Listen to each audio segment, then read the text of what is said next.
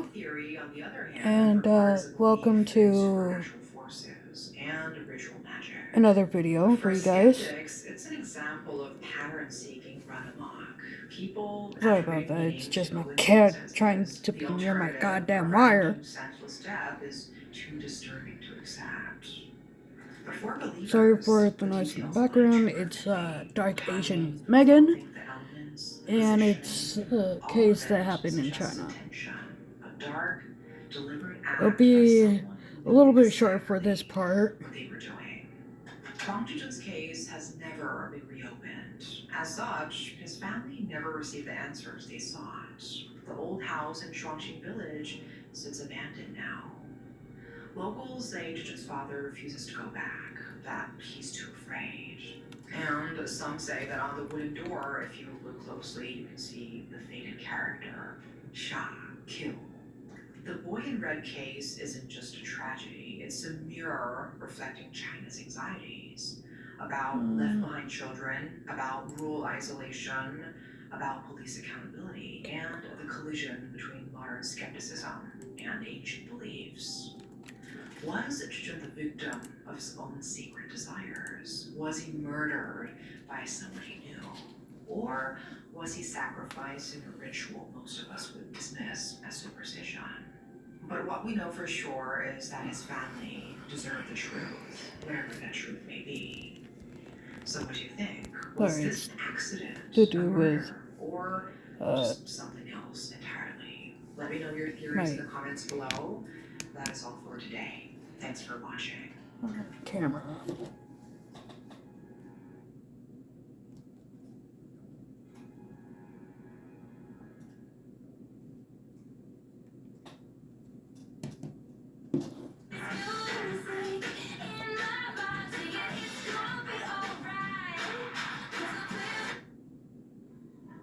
Sorry about that.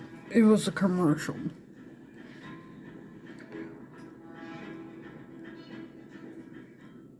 Few places in the world guarantee you safety, but one place that most people expect to be safe is at home with their spouse. We spend so much time at home, relaxing, watching TV, enjoying time with our loved ones. So much so that it's easy to forget that the family unit isn't always a safe place for everyone. For some, it's quite the opposite, as we will see today.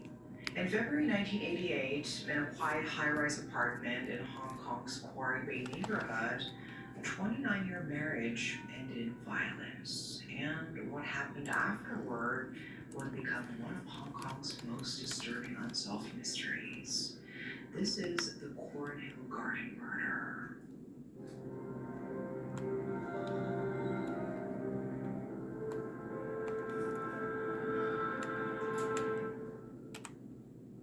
On the afternoon of February 23rd, 1988, around 3 p.m., a 28-year-old woman named Fu Meiling returned home to her family's apartment in Cornhill Garden, Quarry Bay. Okay, It was a another little secret for Hogwarts Legacy is that door is actually where where a room is, where I was actually, is where I got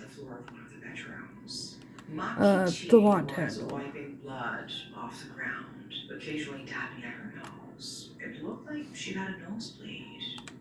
When Fu Meiling asked what had happened, Ma Qiqi stopped what she was doing, looked up at her daughter, and said, "Your father wanted to suffocate me with a blanket, and I beat him to death with a hammer." Then she went back to wiping the floor. Fu Meiling didn't know what to make of her mother's words. Her parents have been married for 29 years, and they fought constantly, but lately, bell tower. I can't go out yet until after going to Hogsmeade. Was furious. Fu Meiling couldn't believe that her mother had really murdered her father, assuming instead that her words were just an exaggeration born from resentment. But a month went by, and her father still hadn't returned. In the past, no matter how bad the fight, Fu Tong would always come back eventually. Now, he was just gone. He hadn't called, hadn't shown up at work, hadn't contacted anyone at all. And when Fu Meiling asked her mother where he was, she kept giving the same answer. I beat him to death with a hammer. It wasn't until Fu Meiling's uncle, her father's brother, came by asking about Fu Tong that she started feeling genuinely uneasy. Yeah, about He that. said he hadn't heard from his brother in weeks and was getting worried. This revelation prompted her to consult with a lawyer, telling him about the red traces she'd seen in the apartment and the shocking statement that her mother kept repeating. The lawyer advised her to go to the police. On March 31st, 1988, at 5 p.m., Fu Meiling walked to the North Point police station with that lawyer by her side, ready to make a report. And that was the beginning of the Cornhill Garden murder of 1988. I'm One gonna of go those back to strangest this. cases. Oh, A good, murder because it's prosecution good. that took place even though the body was never found. To understand what happened, you need to first understand the breakdown of the marriage. Ma Qiqi had fallen in love and married Fu Tong when she was still a young woman, seeing him as everything she wanted in a husband: responsible, hardworking, devoted. They had 2 daughters together. The elder Fu Meiling grew up to work as a secretary at a trading company and still lived with her parents at the time of the incident. There's The younger Peeves. daughter had gotten married in Yeah, that's what he looks like. At the start, they Oh my seemed god, to it's have a crazy. wonderful marriage. But there was a problem that never went away. Ma Qiqi never gave birth to a son. In traditional Chinese culture, this matters enormously. Fu Tong was the only son in his family, and he was under tremendous pressure from his parents to continue the family line. As the years passed without a male heir, that pressure became a weight that crushed the marriage. Ma tried everything. She took vitamins, tried traditional Chinese medicine, did everything she could think of to increase her chances of having a boy. But that is not how There's biology also works. The sex of a child is this determined by the area that I can't go father's genetic in contribution. until It's not after something mother can control by any Hogsmeade. means. Still, she tried, she prayed, she hoped. After their second daughter was born, the pressure from Fu Tong's family intensified. Fu Tong himself began to change. The love and gaze he once gave his wife had disappeared. He started insulting her, not just in private, but in front of family and friends. In arguments, he would frequently bring up her failures to Same produce a with son, the weaponizing it against her. boathouse. When the insults weren't enough, he started hitting her. A slap here, a kick there. If she did anything that upset him, even the smallest thing, he would lash out. And he would always find a way to bring the conversation back to the son she'd never given him. Some of Ma's friends and acquaintances knew about the abuse. They told her to leave, to divorce Fu Tong and go back to her own family. But the psychological damage had already been done. Years of being told she was worthless, that she'd failed as a wife, had worn her down. Instead of blaming Fu Tong for the abuse, Ma blamed herself, blamed her own body for not giving him Ooh, I what he did wanted. not There was also a do that practical one. problem holding her back. Ma was a housewife. She had no job, no income of her own. How would she support herself and her daughters? She'd watched Fu Meiling as a child, cowering in a corner, trembling and crying during one of Fu Tong's outbursts. That image stayed with her. She couldn't put her daughters through more upheaval, and she couldn't provide for them on her own. So she stayed. She swallowed her pain and told herself things would get better. They didn't. Years passed, her youth faded, and she became an ordinary middle-aged housewife who cooked and cleaned for a husband who despised her. Fu Tong's abuse continued, but now there was something else too. He had started spending nights away from home. At first, Ma might have hoped he was just out drinking with friends, but she soon learned the truth. Fu Tong had found himself a mistress, a younger woman, someone around their daughter's age, who had apparently promised to give him what Ma never could: a son. Ma confronted him about it every time he came home, This case demanding to know reminds where me he'd of been. King Henry Her VIII concern wasn't just for herself. of If the England. neighbors found out her father was a cheater, they would gossip. Ma's second daughter was already in the US, but she worried about fumating. If the information got out, people would call her daughter names and insult them everywhere they went. But Futong didn't Yeah, I got apologize that. or promise to change. He'd stopped caring what she thought a long time ago.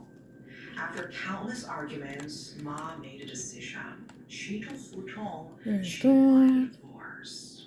His response surprised her. Despite having a young, beautiful mistress who'd given him the son he always wanted, Futong refused. He didn't want to lose the wife who cooked and cleaned for him. And he definitely didn't want to divide his assets.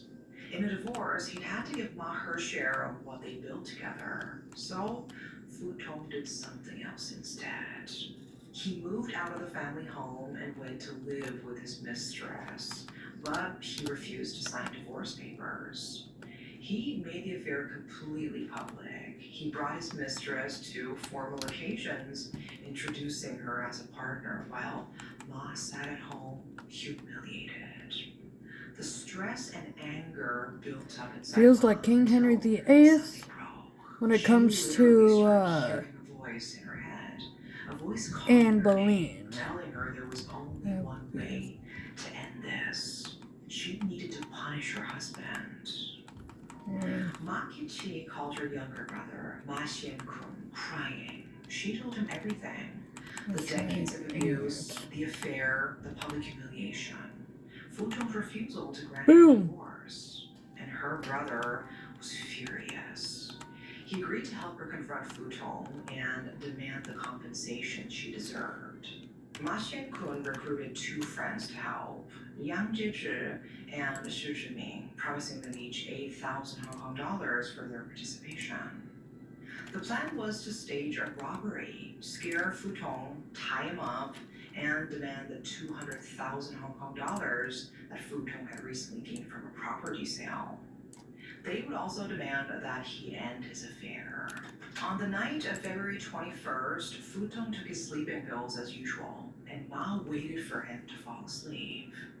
Then she led her brother and his two accomplices into the apartment. The men tied Futong's arms and legs to the frame of the bunk bed, covered his eyes with tape, and gagged him. When he came to, groggy from the sleeping pills, they made their demands. And Futong refused. He wouldn't pay 200,000 Hong Kong dollars, and he wouldn't leave the other woman. The three men weren't prepared for this. They weren't professional criminals. They hadn't even brought weapons. Grasping at straws, they tried threatening him with a knife, keeping him tied up and even starving him for a couple of days, hoping he would break. Ma Xiankun thought that a little fear and hunger might make Futong more cooperative, but it didn't work. After a couple of days of getting nowhere, the three men gave up and just left. Ma and her husband were alone. Despite everything Futong had done, Ma still felt something for him. They'd been married for almost 3 decades. She was worried about him. He'd been tied up for days without proper food. So she made him a bowl of congee with broth, his favorite, and went to feed him. Futong begged her to untie his hand so he could eat. She loosened the rope on one of his hands and gave him the bowl. The moment his hand was free, Futong grabbed the bowl and threw it at her, congee and all. He was furious, accusing her of conspiring with her relatives to rob him. Days of being tied up and starved had weakened him, so his blows didn't land as hard as they might have, but he punched and kicked her anyway, his rage overcoming his exhaustion. Faced with such aggression and violence, Ma just snapped. All those years of abuse, all that accumulated rage and pain came flooding out at once. She grabbed a hammer that was nearby and swung it at him. She kept swinging, screaming, and crying, hitting him again and again until he stopped moving. When it was over, blood was everywhere, on the cabinets, on the curtains, on the ceiling, on the kitchen floor. The bedroom looked like a slaughterhouse. Makichi just stood there, looking at her husband's body. Then, according to the confession she later made to the police, she calmed down. She looked at the blood pooling around him and thought, I need to clean this up before it soaks into the furniture. She sent her maid out to buy a chainsaw. Her plan was to cut up the body and dispose of it in pieces. She started with what she thought would be the easiest places, the joints. But when the chainsaw hit flesh, blood sprayed everywhere, even more than during the killing itself. The blood vessels in a freshly dead body still hold blood, and the chainsaw sent it flying across the room. So she put down the chainsaw and switched to a handsaw, slower but more controlled. She dismembered the body piece by piece.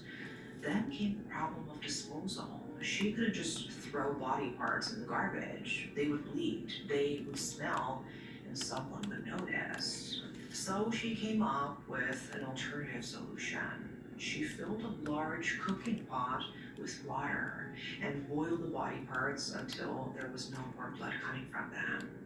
Some pieces she baked in the oven. When asked later why she did this, she answered matter-of-factly, so the blood would stop seeping out and the smell wouldn't fill the room. Unsurprisingly, Ma's pot wasn't big enough to hold an entire adult body, so she worked in batches. 6 or 7 pots worth, she later said. She worked through the day and into the night, cooking her husband's remains. She told the court that even during this process, the voice in her head, the one that had first told her to punish her husband, wouldn't stop. It kept commenting on what she was doing, but she felt satisfied with the result. The cooked meat didn't look human anymore. It was too dried out. No one would know what it was.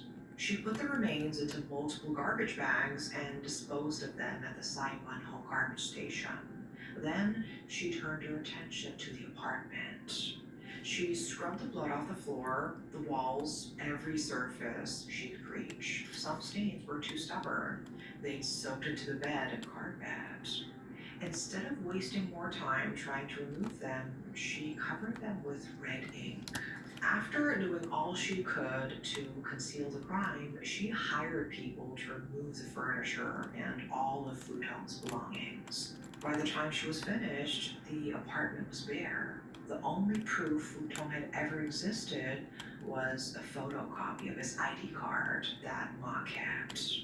A few weeks later, after the murder, but before Fu Meiling's police report, Ma suddenly changed her story. Instead of saying that she killed Fu Meiling's father with a hammer, she told her daughter that Fu Tong and his mistress were trying to kill her. Ma and Fu Meiling moved together to a new apartment on Swato Street in Wanchai. 1 a.m. on April 1st, 1988, just hours after Fu Meiling made her police report, officers arrested Ma Kichi at the Swato Street apartment in Wanchai. She was 58 years old, thin and small, and clearly in a fragile mental state. At first, she refused to cooperate, hiding in the bathroom and refusing to speak. But after some encouragement, in this Ma bathroom, began to talk. to the And once very she last started, stall, everything came out. and to She confessed the to second killing her movie in the husband. second She book described the kidnapping, the fight, the hammer, of the Chamber of dismemberment, Secrets. and the cooking. And she explained her reasoning for each step. What struck the investigators wasn't just the content of her confession, it was her demeanor. She spoke calmly and matter-of-factly, as if she were describing a household chore rather than the killing and dismemberment of her husband of 29 years. 3 forensic technicians were sent to the apartment to find evidence corroborating Ma's account of events, and they found it completely empty. There was no furniture, no body, no visible evidence of violence, just bare walls and floors. But when they looked closer with specialized equipment, they discovered what Ma had tried to hide. there were traces of blood on the bedroom cabinets, on the curtains, on the walls, on the ceiling, and on the kitchen floor. The stains were too small and faint to be detected by the human eye, but they were there. The This problem is was that where in it 1988, goes out, Hong because Kong right didn't have there. DNA testing Had to get technology. this. The forensic team could, at best, determine the blood type of the Okay. victim, but the samples were so tiny that they struggled even to achieve this. They couldn't prove the blood belonged to Fu Nice. Tong. It could have come from anyone. Police arrested Ma Xian-kun, who turned himself in, along with Yang Jieju and Shi Zhiming. The case first went before the magistrate's court on April 4th, 1988, where Ma Qiqi and her brother Ma Xian-kun appeared. Sorry about Liang that. Jieju and It's Shi Zhiming appeared on April 8th. On June I just 1st, it's 1988, weird. the prosecution dropped charges against Liang Jieju and Shi Zhiming. Shi, because he'd become a prosecution witness in exchange for immunity, and Yang, because the evidence against him was insufficient. Ma Xian-kun was charged with unlawful imprisonment. In Ma Qiqi's case, the magistrate's court ruled on June 12 that there was a prima facie evidence, meaning at face value there was enough evidence for the case to proceed. So There's a it few was more referred to the spots High to go Court. to before Throughout the I give proceedings, Ma you Qiqi's behavior was a matter of public debate. Some interpreted basically her end this calm, video. seemingly emotionless demeanor as evidence that she felt no remorse for the killing. Others suspected that she may have mental health issues severe enough to prevent her from understanding what was happening. Two psychiatrists testified for the defense, explaining that Ma had suffered from paranoid schizophrenia for over 20 years. She heard voices that commented on everything she did, including during the killing and dismemberment of her husband. This argument was supported by Ma's own testimony, which kept changing. At first, she confessed to killing Fu Tong, but then she denied it, claiming Fu Tong had just run away with his mistress. This inconsistency suggested her grasp on reality was unreliable.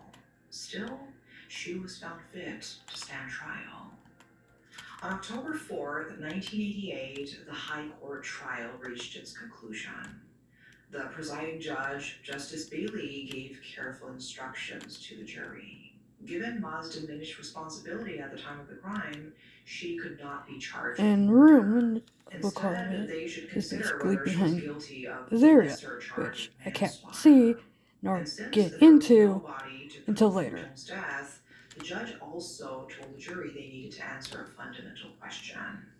Was Fu Tong actually dead, or had he simply disappeared? And we passed the bloody The bear. jury deliberated for 6 hours. When they returned, they voted 5-2 to convict Ma Qiqi of manslaughter. Ma was ordered to be detained indefinitely at Siulam Psychiatric Center. When the verdict was read, Ma showed no reaction. Her daughter, Fu Meiling, wept from the gallery. 3 days later, on October 7th, 1988, Ma Qiqi's brother, Ma Xian-kun, appeared for sentencing. He had pleaded guilty to unlawfully imprisoning Fu Tong. Considering Ma Xian-kun's desire to protect his sister and the low likelihood of him reoffending, the judge sentenced him to 2 years in prison, suspended for 2 years. Ma Xian-kun walked free that day.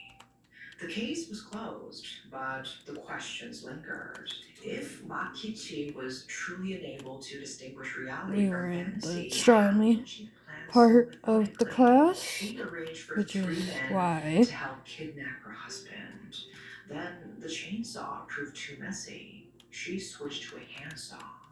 She figured out how to hook the body parts to prevent smell and stop blood from flowing out, and colored stone stains with red ink.